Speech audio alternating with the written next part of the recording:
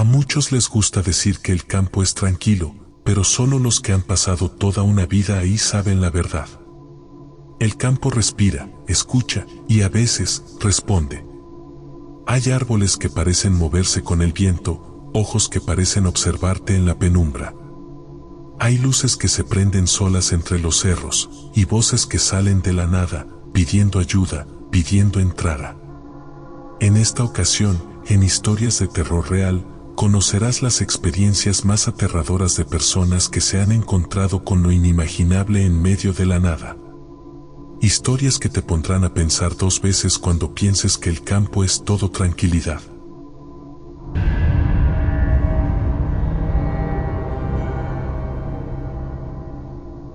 Me llamo Manuel Castañeda y esta historia pasó hace más de 30 años en los montes que quedan entre Teapa y Tacotalpa, Tabasco. En aquel tiempo yo vivía de la caza y de la venta de pieles. Me internaba por semanas enteras en la selva junto con otros 3 hombres, Efraín, Toño y el viejo Raúl, que era el más experimentado de todos. Nos conocíamos cada rincón del monte, cada arroyo y cada sonido nocturno. Pero esa vez, algo nos hizo entender que hay cosas en el campo que no deberían ser vistas ni buscadas. Todo empezó después de una tormenta fuerte. El río se había desbordado y el lodo cubría buena parte de los caminos. Decidimos acampar en una zona alta, cerca de unos árboles de zapote. Esa noche, mientras preparábamos el café, escuchamos un ruido raro entre los matorrales. No era el gruñido de un jaguar ni el aleteo de un ave, era algo húmedo, pesado, como si un cuerpo grande caminara arrastrando algo. Efraín bromeó diciendo que era el monte respirando, pero todos sabíamos que no era normal. A medianoche los perros se inquietaron. Uno empezó a gemir, el otro se soltó y huyó hacia el río. Raúl nos mandó guardar silencio.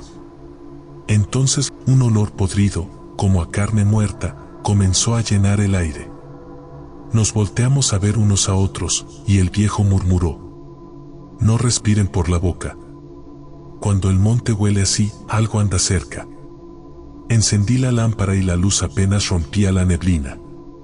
No vimos nada, pero entre los árboles se oía un resoplido profundo, como si un toro enorme estuviera escondido. Luego algo crujió, eran ramas rompiéndose, lentamente. El sonido rodeaba el campamento. Efraín apuntó con el rifle y gritó que saliera quien fuera, pero en cuanto habló, algo le respondió con un gruñido que no era humano ni animal. Pasamos la noche sin dormir. A la mañana siguiente, los alrededores del campamento estaban llenos de huellas grandes, profundas en el lodo. Al principio creí que eran humanas, pero cuando las miré bien, noté que algunas terminaban en marcas alargadas, con garras o algo parecido a uñas. Raúl las midió con el machete, casi medio metro. Esto no es de ningún animal, ni de hombre, dijo en voz baja. Decidimos mover el campamento río arriba, pero la sensación de que algo nos seguía no desapareció. Cada tarde escuchábamos crujidos detrás y cada noche el olor nauseabundo regresaba, pero más fuerte. Los perros ya no dormían y aullaban asustados mirando hacia el monte.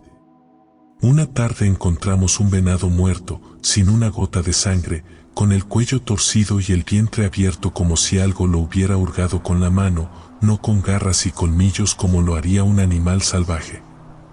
Esa noche, Raúl dijo que había escuchado historias de una bestia desconocida, pero creía que era un mito. Se hablaba sobre un ser que no era ni hombre ni animal, sino una mezcla maldita, condenada a vagar entre los árboles.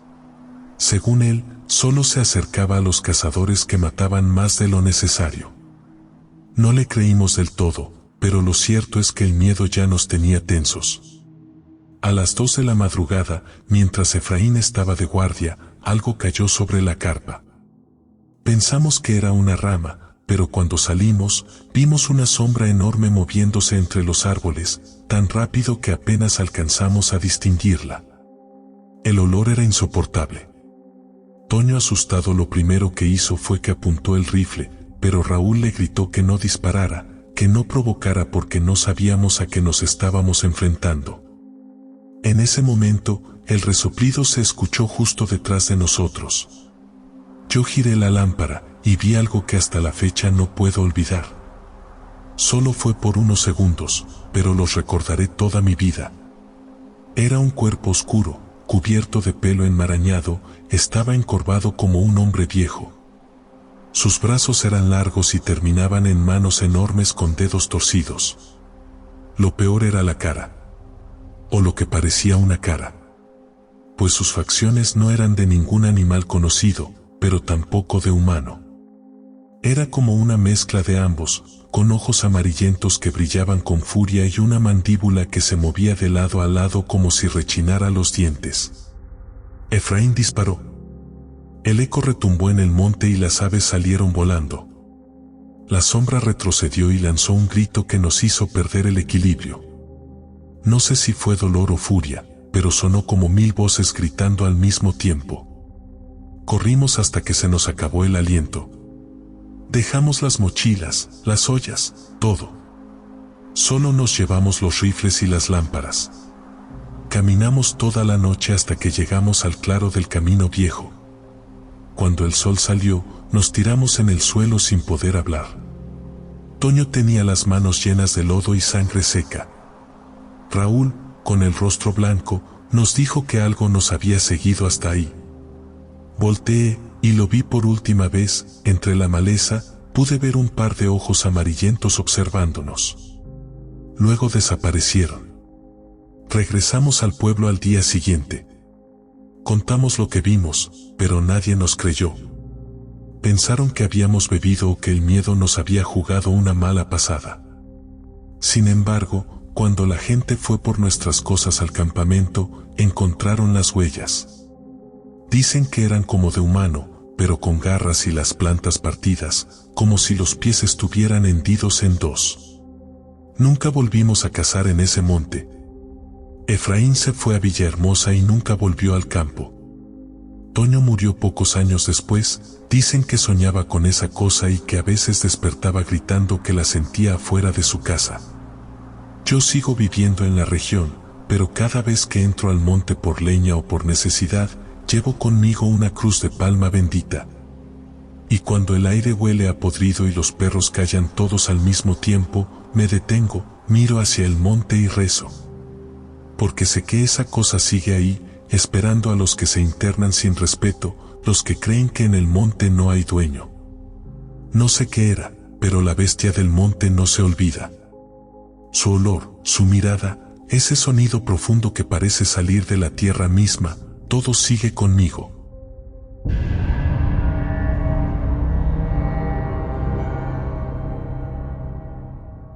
Me llamo Emilio y lo que voy a contar ocurrió hace unos años, en mi pueblo, en Tlaxcala.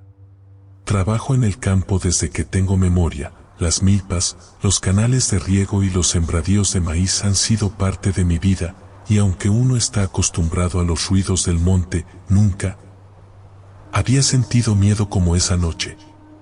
Era temporada de cosecha y, como muchos días, salimos con mi hermano y un par de vecinos a revisar que las plantas estuvieran creciendo bien. Esa tarde estaba nublada, y la humedad del aire hacía que el olor a tierra mojada se metiera en la ropa. Ya nos íbamos a ir cuando notamos algo extraño. Entre los surcos del maíz, algo se movía demasiado rápido para ser un animal normal.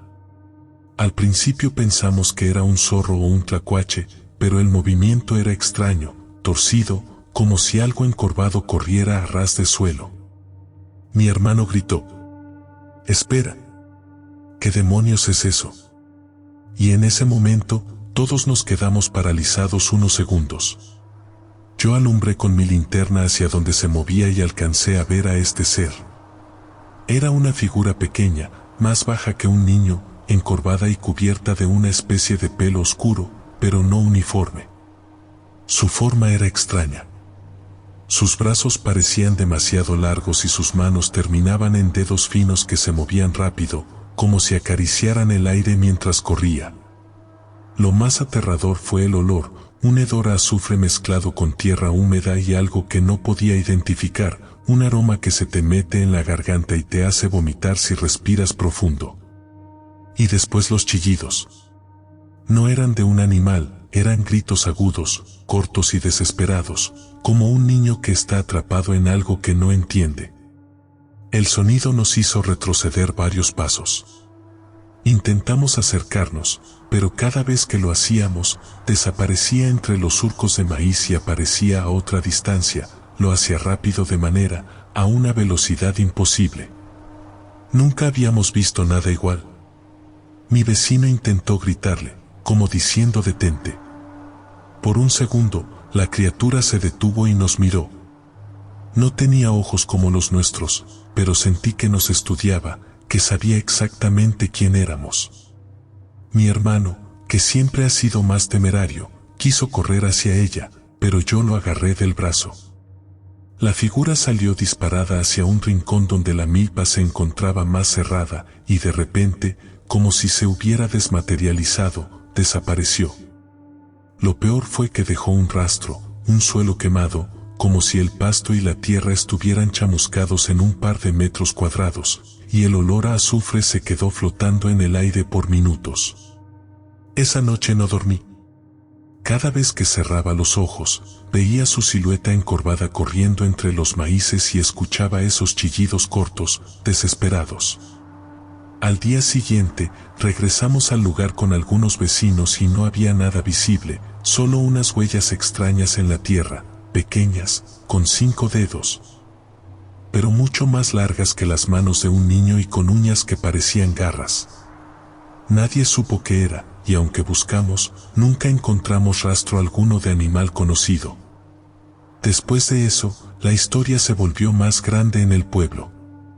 Algunos decían que era un nahual, un espíritu que tomaba forma de criatura para vigilar la milpa y protegerla de quienes entraban sin permiso.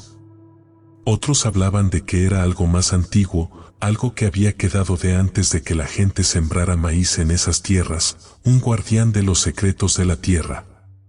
Yo no sé qué era, y todavía me recorre un escalofrío cuando paso por esos surcos. Nunca más volvimos a trabajar en esa sección del maizal de noche. Incluso de día, siento que hay algo que nos observa entre las plantas, algo que no es animal ni humano. Mis vecinos que estuvieron conmigo esa noche no hablan mucho del tema, pero sé que todos lo recordamos como la noche en que vimos algo que no debía existir.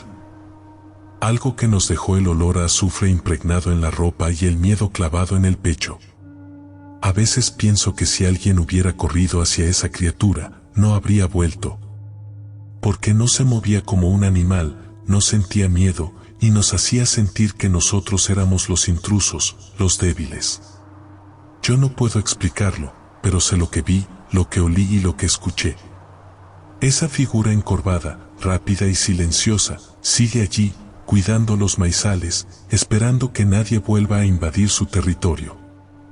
Desde esa noche, cada vez que voy a la milpa al anochecer, me aseguro de estar acompañado y llevo algo de sal y velas, como nos enseñó la abuela, no para atacarlo, sino para protegernos. Porque hay cosas en el campo que no son de este mundo, y esa criatura del maizal, estoy seguro que es una de ellas.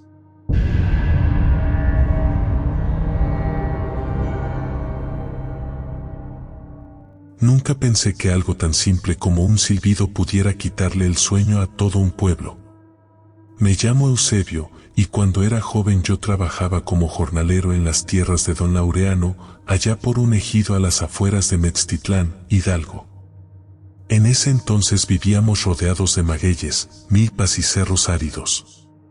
Era un lugar tranquilo, sin luz eléctrica ni carretera pavimentada, y las noches se sentían tan hondas que uno podía escuchar hasta el goteo del rocío en las pencas.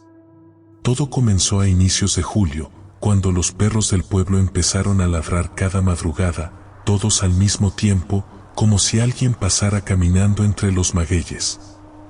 Primero nadie le dio importancia, pensamos que tal vez era un coyote o algún borracho que regresaba de la cantina. Pero pronto notamos que cada vez que los perros se alborotaban, se escuchaba un silbido. No un silbido cualquiera, no como los de una persona normal, era largo, profundo, con un tono que parecía no tener fin, como si el aire mismo vibrara. Al principio, Las personas decían que era el viento. Pero el viento no hace pausas ni camina. Ese silbido, en cambio, se movía. Se escuchaba primero cerca del arroyo, luego entre los magueyes, después detrás de la capilla, como si alguien invisible diera vueltas al pueblo. Y lo más raro era que, cuando intentaba seguir el sonido, el aire se enfriaba tanto que te calaba los huesos. Una noche, don Laureano me pidió que lo acompañara a revisar su corral.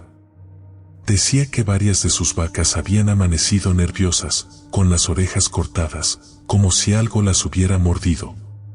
Salimos con lámparas en mano y machetes, caminando entre las hileras de magueyes. La luna estaba en cuarto menguante y la bruma cubría el suelo como una sábana. Todo estaba en silencio, hasta que volvió a sonar, ese silbido largo, grave, que no parecía humano. Nos quedamos quietos. Yo traté de hacerme el valiente, pero los pelos se me erizaron de inmediato. El silbido se repitió, más cerca, y juro por mi madre que se sentía como si algo respirara dentro del sonido. Don Laureano me miró con la lámpara temblando y dijo apenas en voz baja: «No corras, Eusebio. Si corres, esta cosa te puede seguir». Avanzamos despacio entre los magueyes, y el silbido se movía con nosotros, saltando de un lado a otro. Era como si alguien nos imitara. Don Laureano soltó un «¿Quién anda ahí?», pero nadie respondió. Lo único que oímos fue el eco del silbido repitiéndose más lejos, casi burlándose. En ese momento, algo se movió entre las pencas y los burros del corral comenzaron a rebuznar desesperados. Cuando apunté la lámpara, vi unas huellas frescas en la tierra húmeda, parecían humanas, pero terminaban en algo extraño, como si los dedos fueran más largos, puntiagudos, y al final, en lugar de talón, había una marca redonda, hendida, como de pezuña. Don Laureano retrocedió un paso. Yo quise agacharme para mirar mejor, pero el silbido volvió, esta vez justo detrás de nosotros. Sentí el aire caliente en la nuca, como si alguien me hubiera soplado el cuello. Me di la vuelta y no había nadie. Solo los magueyes y las ramas de los árboles moviéndose lentamente con el viento. Esa noche no dormimos. Al amanecer, otros campesinos vinieron a ver las huellas. Las midieron, las tocaron, y todos coincidieron en que no eran de animal. Eran grandes, como de hombre adulto, pero las marcas terminaban partidas al centro, como si caminara descalzo sobre cascos. Desde entonces, nadie quiso pasar solo por el campo después del anochecer. Las mujeres decían que era el que silba, un espíritu que vaga buscando compañía o almas para llevarse. Los más viejos contaban que en ese mismo terreno, muchos años atrás, habían colgado a un hombre acusado de brujería, y que antes de morir había lanzado un silbido largo y burlón, prometiendo volver. Las cosas se pusieron peores una semana después. Un niño del pueblo desapareció. Su madre decía que lo había mandado por agua al pozo, pero nunca regresó. Solo encontraron su cántaro tirado entre los magueyes, y el eco del silbido esa noche fue tan fuerte que todos lo escuchamos desde nuestras casas. Era distinto, más agudo, más desesperado, casi humano. Yo me atreví a salir con 2 vecinos. Caminamos con lámparas y palos, temblando de miedo pero queriendo ayudar. El silbido nos guiaba, subía por el cerro, bajaba por los magueyes. Hasta que lo vimos. No lo puedo explicar del todo. Entre la neblina se movía una sombra grande, encorvada, con brazos largos y algo que brillaba como ojos. Caminaba raro, a saltos, como si le pesaran los pies. Cuando la luz de mi lámpara la alcanzó, la sombra se detuvo y el silbido cesó. En el aire quedó un olor a tierra podrida. No sé si fue por miedo o por instinto, pero los 3 corrimos. Detrás de nosotros volvió el silbido, pero esta vez era diferente, como si viniera dentro de nuestra cabeza, no afuera. Sentí que el pecho me quemaba, que me faltaba el aire, y que una voz grave, deformada, me murmuraba que no volviera a mirar atrás. A la mañana siguiente, el niño seguía desaparecido. Y las huellas, esas huellas con pezuñas, aparecieron otra vez, pero esta vez cruzando el patio de la escuela. Poco a poco, la gente empezó a irse del ejido. Don Laureano vendió su terreno y se mudó a Tulancingo. Yo aguanté un par de meses más, pero cada noche, justo antes de las 3 de la mañana, escuchaba el silbido pasar frente a mi ventana. Una noche ya no aguanté, me tapé los oídos y recé con todas mis fuerzas. El sonido siguió, tan fuerte que parecía venir desde dentro de mí. Al amanecer, salí decidido a marcharme. Antes de irme, caminé hasta el borde de los magueyes. La tierra estaba húmeda y ahí estaban de nuevo las huellas. Seguí el rastro unos metros hasta que el silbido sonó, bajito, casi como un suspiro. No vi a nadie. Solo noté que el último maguey tenía una marca extraña tallada en la penca, como una cara grotesca con una boca abierta. Nunca supe qué era realmente. Algunos dicen que era un nahual. Otros, que era el alma del hombre colgado. Yo solo sé que a veces, cuando el viento sopla entre los magueyes y el campo está en silencio, ese silbido vuelve. Y no importa cuántos años hayan pasado, cada vez que lo escucho, me tiemblan las piernas, porque sé que no es el viento, es él, buscándome otra vez. Dicen que el campo guarda silencio, pero quienes han vivido ahí saben que no es verdad. En la oscuridad, cuando el viento sopla entre los árboles y no hay más luz que la de la luna, se escuchan cosas que no deberían existir. A veces es el llanto de una mujer entre los maizales, otras, pasos que te siguen sin mostrar rostro, y hay noches en las que el campo parece observarte, esperando que des un paso en falso. Muchos que intentaron explicar lo que vieron, no volvieron a ser los mismos. Porque allá, donde no hay testigos ni ruido de ciudad, el miedo se manifiesta como quiere, y cuando lo hace, no hay a dónde correr. Cuéntanos tus experiencias paranormales, podrían ser parte de nuestro siguiente video. Puedes enviarlas al correo historiasdeterrorreal0@gmail.com, porque tu historia merece ser escuchada. No olvides suscribirte, dejar tu like y activar la campanita, así serás parte de esta comunidad donde el miedo nunca termina. En pantalla te dejamos algunos videos que podrían interesarte, pero cuidado, escúchalos solo si te atreves, porque lo real siempre da más miedo.